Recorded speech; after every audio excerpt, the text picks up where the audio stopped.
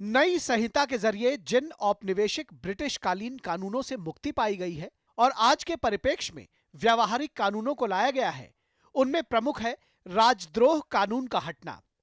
हालांकि राजद्रोह की जगह अब देशद्रोह को स्थान दिया गया है, लेकिन इसका परिप्रेक्ष्य और मकसद बिल्कुल अलग और स्पष्ट है। ब्रिटिश औपनिवेशिक काल में सरकार के खिलाफ बोलना, प्रदर्शन करना या भावनाएं व्यक्त करना अपराध की श्रेणी में था, लेकिन अब ऐसा नहीं है और सरकार की आलोचना करने के देश के नागरिकों के लोकतांत्रिक अधिकार सर्वथा सुरक्षित रहेंगे। भारतीय न्याय संहिता 2023 की धारा 152 देशद्रोह कानून को फिर से परिभाषित करती है। आईपीसी की धारा 124 ए सरकार के खिलाफ कृत्यों को संबोधित करती थी और इसमें दोषी को 3 साल से लेकर उम्र कैद तक की सजा का प्रावधान था, जबकि भारतीय न्याय संहिता की धारा 152 देश की संप्रभुता, एकता और अखंडता को खतरे में डालने वाले कार्यों पर केंद्रित है। स्पष्ट है कि स्वतंत्र भारत के लोकतांत्रिक हितों ने औपनिवेशिक हितों की जगह ले ली है। आईपीसी की धारा 124 ए के मुताबिक सरकार के प्रति नफरत या अवमानना पैदा करने वाली अभिव्यक्ति अपराध में शामिल थी, लेकिन भारतीय न्याय संहिता की धारा 152 सशस्त्र विद्रोह, विनाशकारी गतिविधियों और अलगाववादी गतिविधियों के लिए सजा का प्रावधान करती है। इसमें दोषी को 7 साल की सजा से लेकर आजीवन कारावास तक का प्रावधान है। साथ ही जुर्माना भी लगाया जाएगा, यानी ऐसे कृत्यों के लिए सजा जो भारत की अखंडता को प्रत्यक्ष रूप से खतरा पहुंचाने वाले दिखते हों। नए कानून के तहत सरकारी नीतियों और कार्यों की आलोचना पर सजा का प्रावधान नहीं है।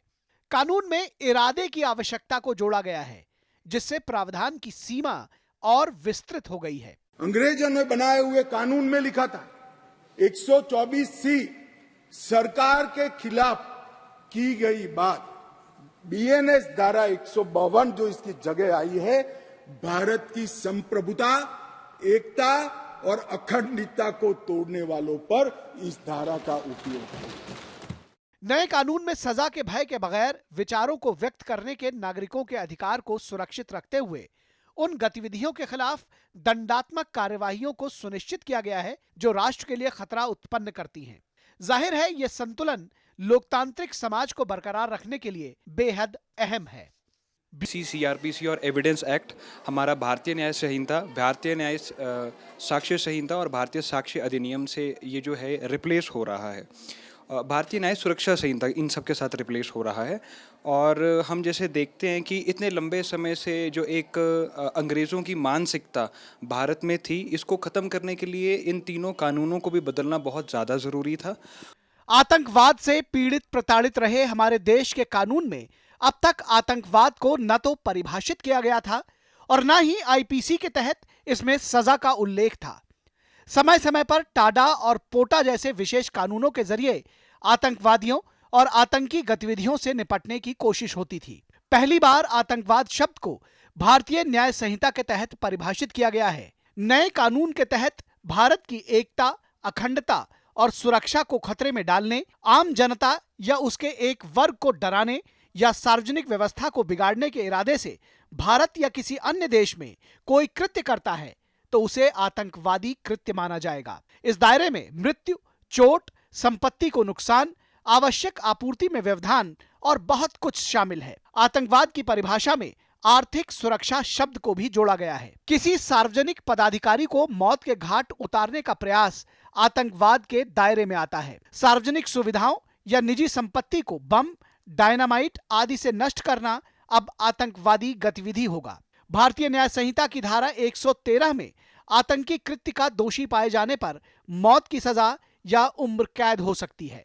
जो कोई भारत की एकता, अखंडता, संप्रभुता, सुरक्षा और आर्थिक सुरक्षा की प्रभुता को खतरे में डालता है और किसी भी वर्ग में आतंक फैलाने का प्रयास करता है, आइदर और साइड से, उसको आतंकवादी घटना कहा जाएगा। उसका विवरण दिया है। डायनामाइट, विस्फोटक पदार्थ, जहरीले गैस, न्यूक्लियर का उपयोग, ऐसी घटनाओं में जब कोई भी मृत्यु होती है तो ये घटना करने वाला आतंकवादी कृत्य में लिप्त माना जाएगा। भारत सरकार किसी राज्य सरकार, विदेश की सरकार, अंतर्राष्ट्रीय सरकारी संगठन के सुरक्षा को बाधित करने वाले कृत्य भी आतंकवादी माने जाएंगे। आतंकवाद के खिलाफ कठोर कानून न सिर्फ आतंकियों पर नकेल कसने का काम करेगा, बल्कि आतंकवाद से लड़ने और आतंकवाद से समझौता नहीं करने के हमारे दृढ़ संकल्प को भी पूरा करेगा।